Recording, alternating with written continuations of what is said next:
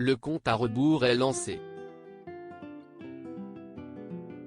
Dans un peu plus d'une semaine, le 1er février prochain, Astérix et Obélix, l'Empire du Milieu ne sera plus entre les mains de son réalisateur Guillaume Canet mais dans toutes les salles obscures françaises.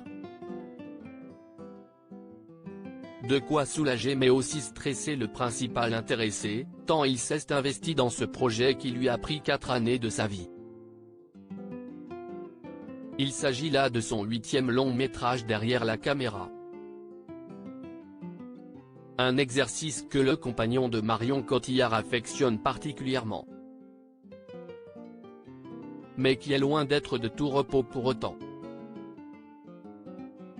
Cet exercice l'a même fait terriblement souffrir par le passé. C'était le cas lors du tournage des Petits Mouchoirs, dont il conserve un souvenir très douloureux.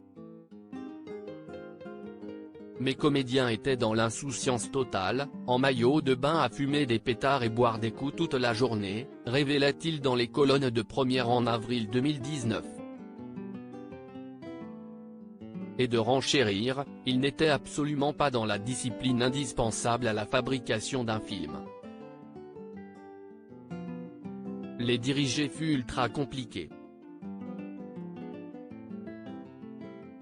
Si bien que les nerfs de Guillaume Canet étaient à vif. Il a même perdu son sang-froid plus d'une fois. Je commençais à parler à l'un et l'autre lançait une vanne.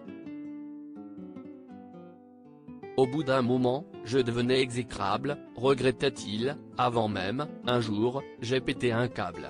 Alors que sa bande de toujours, Marion Cotillard, Gilles Lelouch, Jean Dujardin, François Cluzet, Benoît Magimel, etc.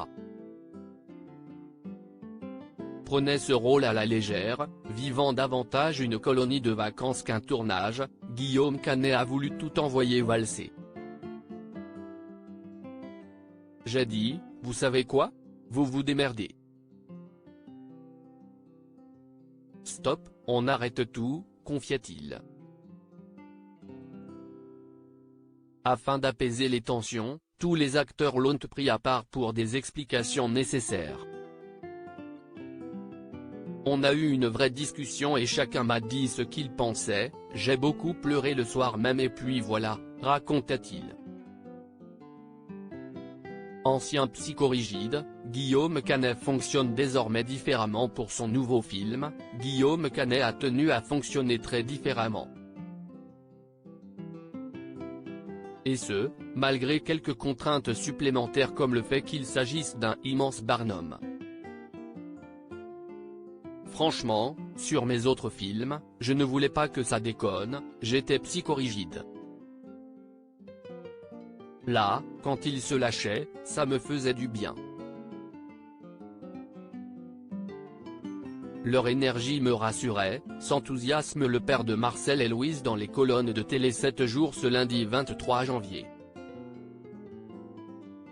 Il y a tout de même une petite ombre au tableau. Guillaume Canet a été frustré de devoir brimer les Jonathan Cohen, Ramzy Bedia ou encore José Garcia dans leur folie. Ce qui pouvait me rendre la tâche difficile, si est lorsqu'il me proposait des impros sympas et que je savais les incidences impossibles sur le plan de tournage, déplore-t-il. Il devra donc trouver le juste milieu pour son prochain film.